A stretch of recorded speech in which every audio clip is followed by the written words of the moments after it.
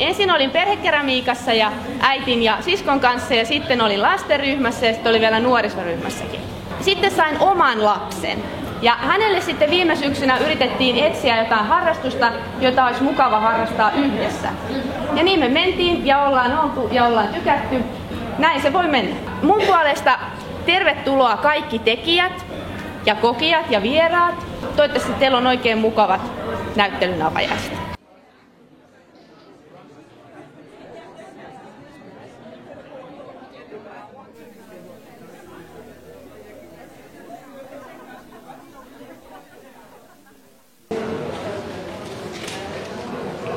Moi, mun nimi on Laura.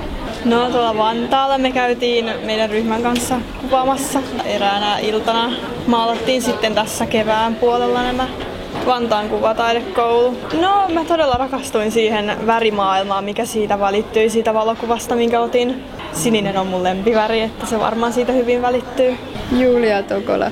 Mä en oikeastaan ajattele silloin, kun mä maalaan. Oletan, että ihmisten aiheen kautta, visuaalisen ilmeen kautta sitten heijastaa sen ehkä omiin kokemuksiinsa. Mä oon tuolla taidelukiossa.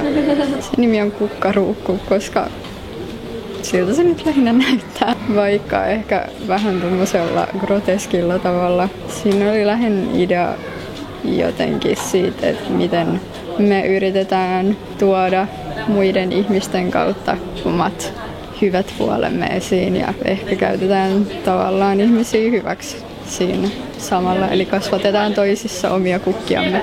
Työn nimi on Ofelia, mikä viittaa siihen Hamletin Ofeliaan. Siitä yritin tuoda niinku sen Hamletin jotenkin keskiaikaisen teeman tähän nykypäivään jotenkin tämmöisen vähän modernimman tulkinnan kautta. Joo, on mulla paljon muitakin projekteja. Tehdä sarjakuvia ja pelejä ja kaikkea. Benimin KD.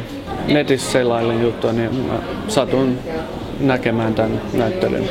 Tää niinku on mun kuvamus maailmasta. Saa nähdä itse mitä haluaa siitä. Aika paljon ja sit näitä vastakohtia, värivastakohtia. Niitä mä oon käyttänyt aika paljon tässä. Se on luonto ja sit joku katsoo sieltä takaa. Me on Hanna Kostiainen. Me tuun Kouvolasta. Kouvolan seudun ammattiopistosta kuvallisen ilmaisun perustutkinnon linjalla. Universal Thinker, eli siis maailman kaikkeuksellinen ajattelija. En ollut pitkään aikaa maalannut. Piti päästä saamaan väriä kankaalle. Oli vain olo, että haluaa olla pienessä mytyssä. On pitänyt tässä muutaman vuoden aikana niin alkaa kasvattaa oikein kunnon selkärankaa. On ollut semmoinen olo, että nyt on pitänyt kasvaa. Se on minun ala. Universal Thinker 2. Kuinka me olemme niin pieniä, mitättömiä siinä suuressa mittakaavassa. Minä sain juuri tänään kutsun Saimaan ammattikorkean koulun kuvataidelinjan pääsykokeisiin ja samalla linjalla mä haluan jatkaa kuvataiteilijaksi. Mä oon Ville Pölhö Helsingin kuvataidelukiosta.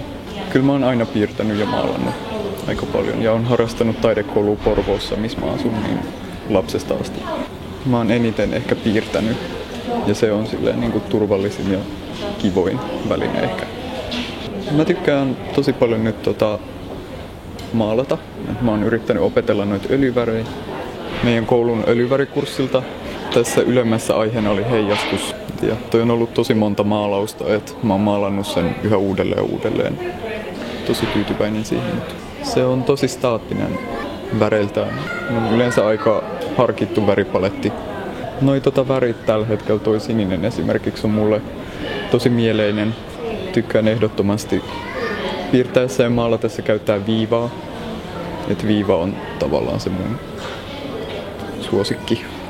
Hei, mä oon Senni Siltavuori ja mä opiskelen Helsingin kuvataidelukiossa ruoka ja liike.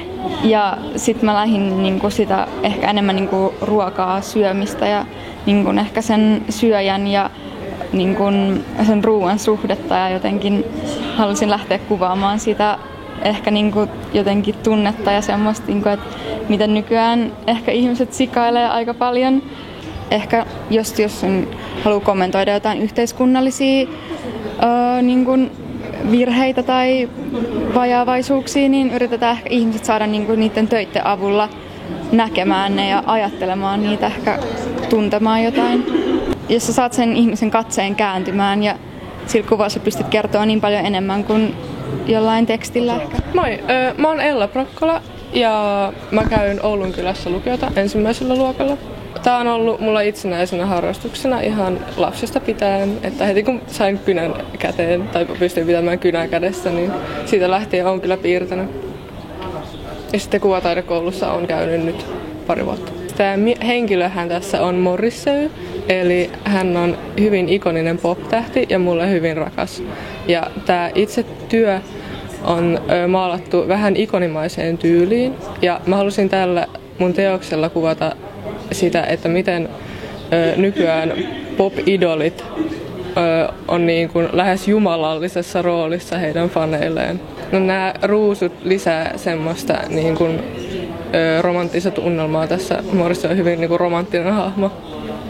Se on inspiroinut mua kovasti ja auttanut mua pääsemään vaikeiden aikojen yli. Ja tää on tämmönen ylistys hänelle. No, mä haluaisin jatkaa taiteen tekemistä myös jatkossa. Ainakin harrastuksen muodossa ja hyvin aktiivisesti. Tämmöinen kulttuuri on se niin kuin kaikista tärkein asia mulle.